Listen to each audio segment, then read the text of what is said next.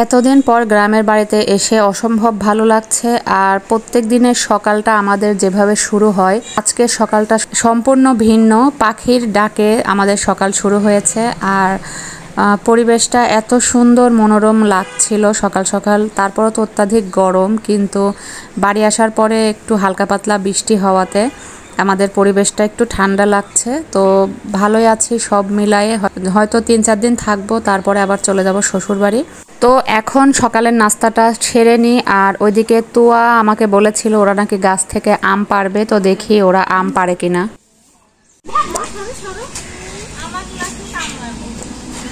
হ্যাঁ দুলা ভাই আম পার।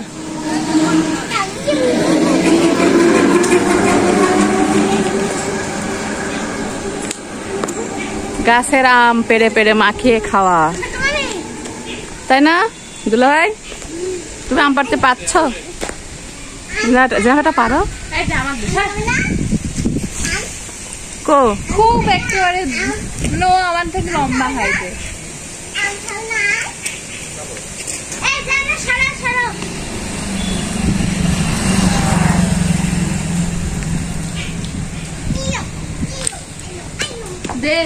পড়ছে রে কই তুয়া দেখে? ওই যে এই মনে হয় আমগুলো ছোট ছোট আম পারিস না। বড় আম ওই জায়গাটা ওই ডালের মধ্যে আছে, দাও। ওই যে একটা, হ্যাঁ দে তো আমার। ওই যে গ্রামের বাড়িতে আসলে এগুলোই মজা। দাও করো।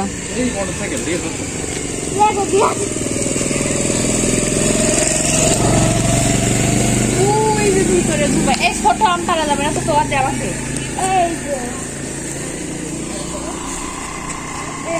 ভাই এই বড় আমরা পারে দেন একটু।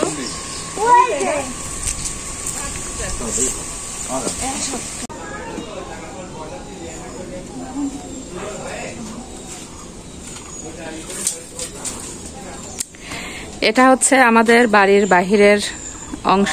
আর এখানে খড়ির চুলার সিস্টেম করা। তো আম্মা মাঝে মাঝে এখানে রান্না করে। আর এখন আখি রান্না করছে, আমার ভাইয়ের বউ। কি রান্না করো আখি? মাসকালের ডাল রান্না করছি। আর শাক, গরুর মাংস হবে, কচুর শাক ঘাটি হবে। এগুলো হচ্ছে শাক। এখানে কচু শাক, পুঁই শাক, আর ওই যে এগুলা যেন কি শাক, কাটাখড়ি নাকি নুনটাখড়ির শাক, নুনখড়ির শাক বলে। সবগুলো একত্রে ভাজি হবে আমাদের। ও সবকিছু একত্রে ঘন্ট করা হবে। আর আম্মা এখানে যখন বেশি লোকজন আমরা আসি তখন এই বাহিরে মাটির চুলায় রান্না করে। আর মাটির চুলায় রান্না তো খাবার অসাধারণ স্বাদ। তাছাড়া সবসময় ভিতরে গ্যাসের চুলা আছে আর কারেন্টের চুলা, যত আব্বু আর আম্মা একাই থাকে এজন্য সেখানে রান্না করা হয়, ওখানে রান্না করে। আমাদের এটা হচ্ছে ভিতরে রান্নাঘর। মাটির চুলার রান্না তো খুব সুস্বাদু হয়, আপনারা সবাই জানেন সেটা।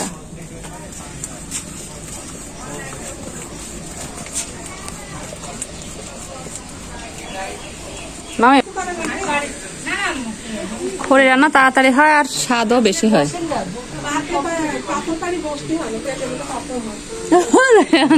মা মানে ভিউয়ার্স, এটা হচ্ছে আমার ছোট বোনের ঘর। আর উনি নিজের ঘর নিজের পছন্দ মতো গোছায়।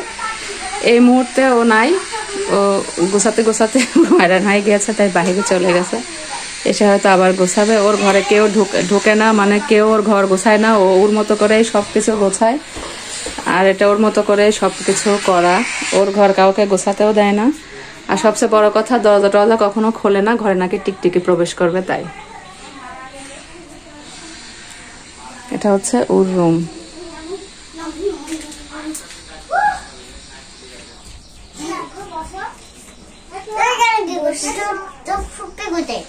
ফুপি কোথায়? ছোট ফুপিকে ডাকো, বলো ফুপি তুমি তোমার ঘর গোছাতে গোছাতে কেন চলে গেলে?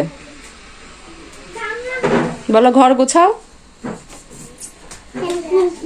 তুমি ঘর গোছাতে পারবে ফুপি? ঘর গোছাতে পারবে? ওকে গোছাও। আমাকে বলছে কয়েনটা ধরো আমি গোছাই। আমার ফুপ্পির গায়ে কি শক্তি! বাহ, আমার লক্ষ্মী ফুপ্পি। আমার লক্ষ্মী ফুপ্পি কত কাজ করে, তাই না ফুপ্পি? Wow wow.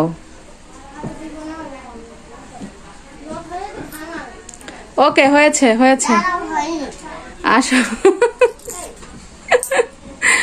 ছোট্ট একটু মেয়ের ইয়া কথা দেখছেন, বলে দাঁড়াও হয়নি। হয়েছে, তুমি তো পারছো না, তোমার থেকে কলবাসের ওজন বেশি। আসো, হয়েছে হয়েছে, আসো। বাহ, কি সুন্দর লাগছে, কি কিউট লাগছে আমার ফুপ্পির গোছানোটা। বলছে দাঁড়াও হয়নি, আসো। ও, তোমার কয়েন, এই যে তোমার কয়েন, এই কয়েনটা নিয়ে খেলা করছে। হ্যাঁ, তাই মজা খাবে। ওকে, এই যে আমাদের এটা আমাদের বাড়ির পিছন সাইড। আমাদের বাড়ির পিছন সাইডটাও অনেক প্রাকৃতিক পরিবেশ। এই যে আসলে গ্রাম মানেই তো প্রাকৃতিক পরিবেশ, তাই না? পেরেছ? এর আগের বার জান্নাত আপার সঙ্গে তুলেছি মাত্র 4টে।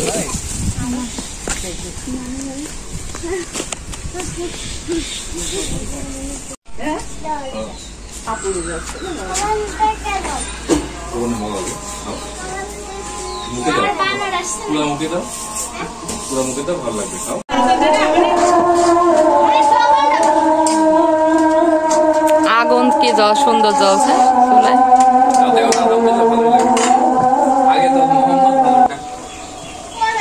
মোহাম্মদ আগেরটাও করে ভালো।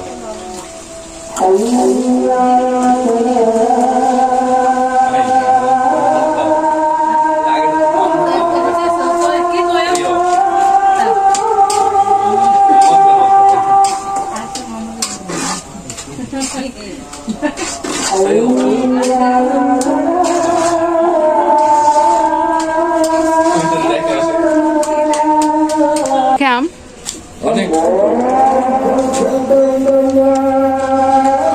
খাও, তুমি খাও, দেখ আমাকে দাও দাও।